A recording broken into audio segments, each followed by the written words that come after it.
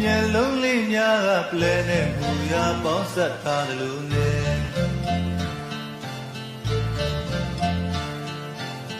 ကောညွတ်သွဲနှခမ်းလေးများကသိလာအောင်ဓမြတွေးလိမ့်ငါချေ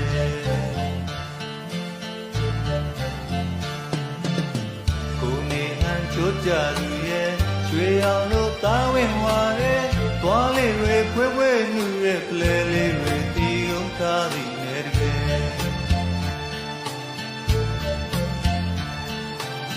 မင်းရဲ့ကိုလုံးမဲလာရဲ့ပို့တိုက်ရနာပေါင်းစုထားလို့နဲ့